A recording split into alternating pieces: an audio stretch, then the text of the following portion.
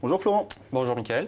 Bon, aujourd'hui on va vous présenter une nouvelle webcast, un nouveau webcast qui va être consacré cette fois-ci à tout ce qui est technologie d'accès à distance, à savoir le Remote Desktop Service.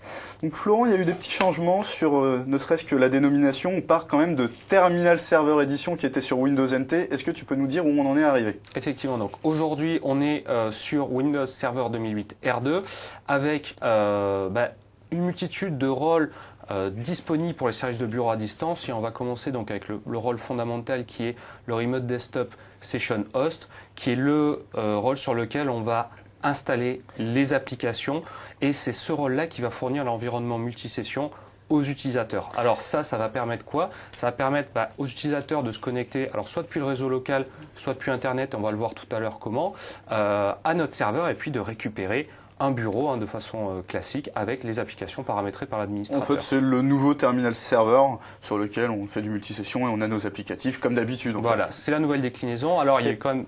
Et bien justement, j'allais te le demander, à part le nom, est-ce qu'il y a des nouveautés? Alors effectivement, on a quand même pas mal de nouveautés. Je pense qu'une des plus marquantes, et tu seras d'accord avec moi, ça va être la partie EasyPrint. Un rapport avec des drivers d'impression? Alors effectivement, ça avait souvent été la bête noire dans les environnements Terminal Server 2003 où pour imprimer, on était obligé d'aller installer toute une multitude souvent de drivers alors qui pouvaient être plus ou moins certifiés sur le serveur, et ça pouvait causer des problèmes de performance par rapport à des drivers qui ne seraient pas forcément signés.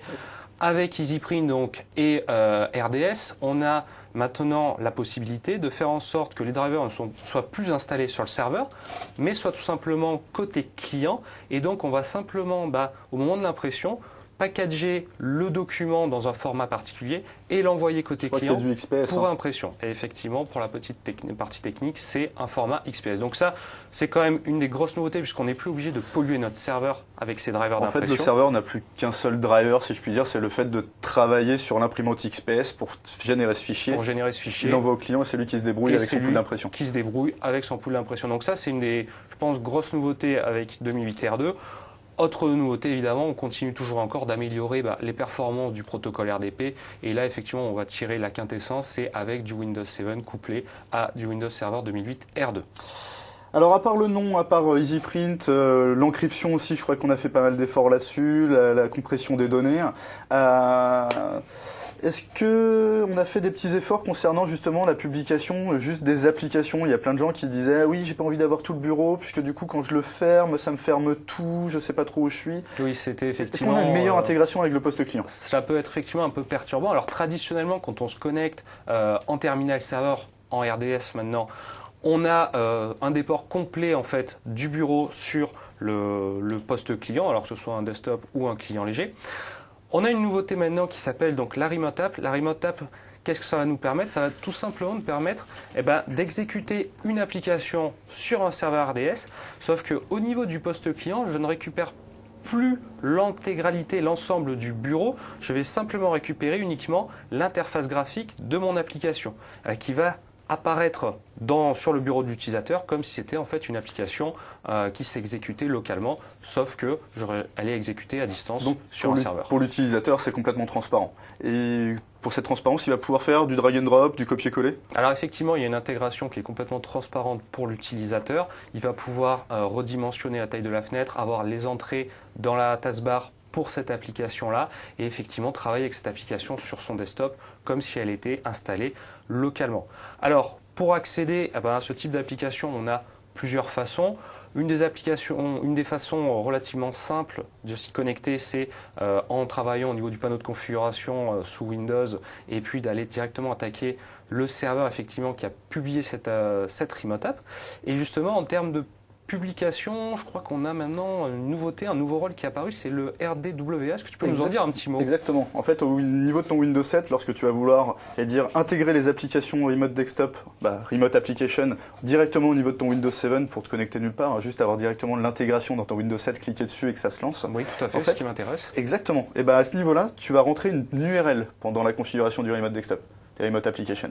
Et cette URL, en fait, c'est l'URL de ton RD Web. Donc le Remote Desktop Web Access. Donc effectivement, tu te dis, bon, ça veut dire que quelque part, lui, il a la connaissance des applications qui doivent être publiées, c'est vrai. Il va pouvoir te pousser donc la configuration des différentes remote apps. Quand tu vas cliquer dessus, ça va lancer ton client MSTSC, tu vas pouvoir te connecter à distance. Très bien. Mais effectivement, il y a le mot web quand même dans l'histoire, et c'est tout simplement qu'on va représenter nos applications, fédérer nos applications, fédérer sur quoi on va pouvoir se connecter à travers une page web.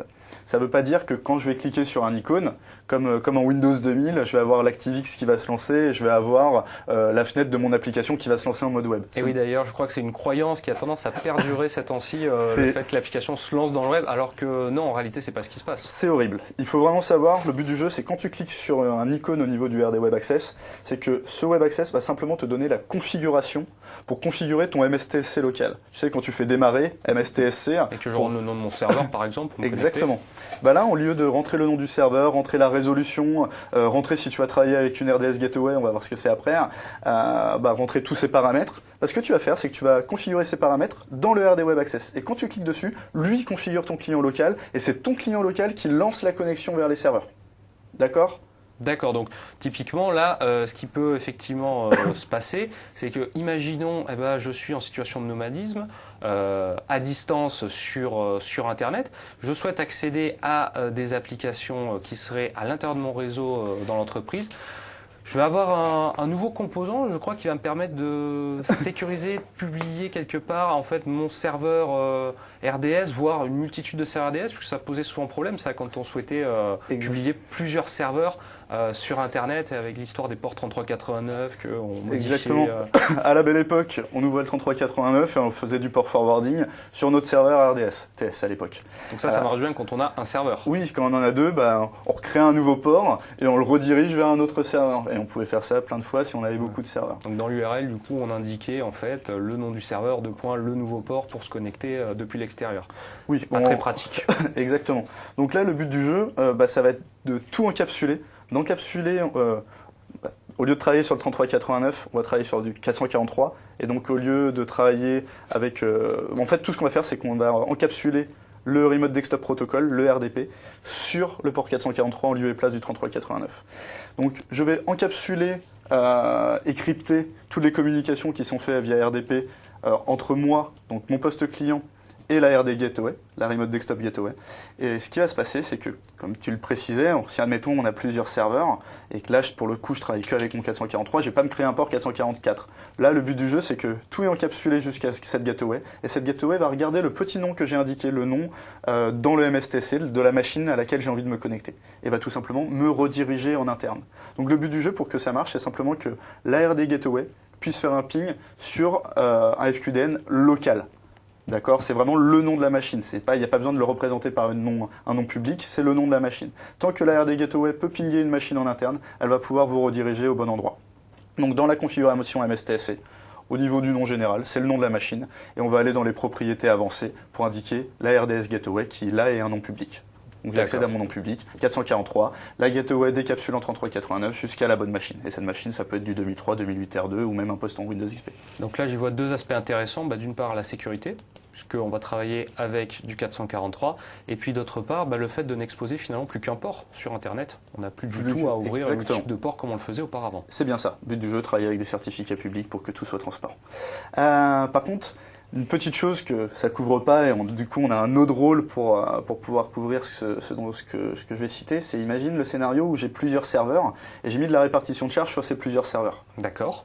Si admettons j'en ai un qui crache, ou si admettons je me dis tiens la répartition de charge elle est mal faite avec le NLB, est-ce qu'on a un service qui nous permettrait de répondre un petit peu à différentes problématiques sur la haute disponibilité de Remote Desktop Service? Alors effectivement, on va avoir un rôle qui s'appelle le RDCB, donc le Remote Desktop Connection Broker, qui va en fait nous servir à plusieurs choses.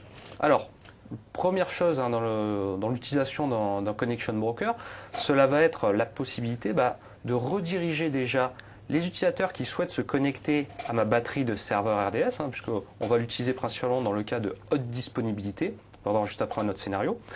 Quand j'ai un utilisateur qui souhaite accéder effectivement à ma ferme RDS, le but du Connection Broker va être de rediriger l'utilisateur sur le serveur le moins chargé en termes de sessions actives pour pouvoir effectivement bénéficier d'un premier niveau, on va dire, de répartition de charge au-delà de l'aspect NLB. Alors ça, c'est un premier point. L'autre intérêt de bénéficier d'un connection broker, c'est qu'on peut imaginer, par exemple, je suis l'utilisateur A, je suis connecté sur mon serveur RDS avec mes applications qui sont ouvertes, j'ai une panne de réseau, donc la session est coupée. Le but du connexion... Ça veut dire qu'avec le NLB, tu as un risque potentiellement de te retrouver sur un autre serveur qui n'a pas tes applications de lancer, tu vas rouvrir une session, tout ça. Et oui, là, effectivement, le problème qui se passe, c'est que si on n'a pas de connection broker, dans le cas d'un équilibrage de charge sur une batterie de serveur RDS, je pourrais potentiellement retomber sur un autre serveur sur lequel, comme tu l'as dit, je n'ai pas mes applications. Le but du connection broker va être également de maintenir une affinité, un mapping entre l'utilisateur et la session qu'il avait précédemment ouverte sur le serveur, de telle sorte que lorsque mon utilisateur se reconnecte au serveur, il retrouve l'intégralité de ses applications et puis il peut continuer à travailler. Alors juste une petite note par rapport à ça, puisque c'est aussi une légende urbaine, là j'y pensais à l'instant, c'est qu'il y a beaucoup de gens qui croient que les utilisateurs se connectent tout d'abord sur le connection broker et que lui le redirige sur les bons serveurs. Non, l'utilisateur va se connecter au niveau de la ferme RDS, au niveau du... Et c'est ces serveurs de la ferme RDS qui contactent le connection broker pour faire la redirection au besoin. Exactement. C'est à ce moment-là donc que cette ferme, ces serveurs issus de la ferme vont aller contacter le connection broker et puis on va pouvoir rediriger l'utilisateur. Donc ça, c'est le rôle, je dirais, l'utilisation traditionnelle d'un connection broker. On a une nouvelle utilisation aujourd'hui qui est également pas mal à la mode, c'est le cas des infrastructures VDI, donc la virtualisation du poste de travail. Connection Broker, je crois, joue un rôle fondamental dans une infrastructure VDI Microsoft. Eh oui, donc Connection Broker, il va avoir pour vocation à discuter avec mon petit RDVH. Le RDVH, et c'est le Remote Desktop Virtualization Host. Lui, il a pour but de s'installer sur l'hyperviseur, donc sur le serveur Hyper-V. Et il va avoir pour vocation à pouvoir discuter avec tes petites machines virtuelles et à connaître l'état des sessions, l'état, le statut de tes machines virtuelles. Savoir si elle est en safe state, justement, si elle est éteinte, si elle est allumée. Il faut l'allumer pour l'utilisateur, par exemple, exactement, qui en fait la demande. Donc le chemin, en fait, qu'est-ce qui va se passer? C'est ni plus ni moins que tu vas avoir ton utilisateur qui va faire une requête, il va se connecter sur un rôle qu'on appelle le redirecteur. Bon bref, on récupère les credentials de l'utilisateur, on va contacter le connection broker va aller voir au niveau de l'Active Directory si c'est une machine personnelle, quel type de machine est attribué à cet utilisateur, donc une seule machine ou potentiellement un pool de machines, et tout simplement aller contacter le RDVH, Remote Desktop Virtualization Host, savoir si les machines sont démarrées, éteintes, et le cas échéant, quand est-ce que la machine est prête à être utilisée. Et donc, dès que c'est prêt, le RDVH prévient le connection broker revient vers l'utilisateur, et l'utilisateur va pouvoir faire une connexion sur la machine qui va bien. D'accord, donc RDVH, encore un des nouveaux rôles présents avec 2008 R2, que l'on va mettre en service sur un serveur sur lequel on a activé au préalable, évidemment, Hyper-V, les services de virtualisation. Exactement. Et toujours pareil, si vous voulez en savoir plus sur tout ça, n'hésitez pas à nous appeler, on fera une incrustation au niveau de la vidéo, pour aller plus loin sur les différents scénarios qu'on va pouvoir adresser et plus loin en termes de fonctionnalités. D'accord. N'hésitez pas en tout cas à rester connecté sur la page Facebook du service pour avoir les dernières actualités en termes de sessions. Et puis merci Michael pour cette session. Merci Florent et puis à bientôt pour de nouvelles sessions techniques. À bientôt. Une bonne journée, au revoir.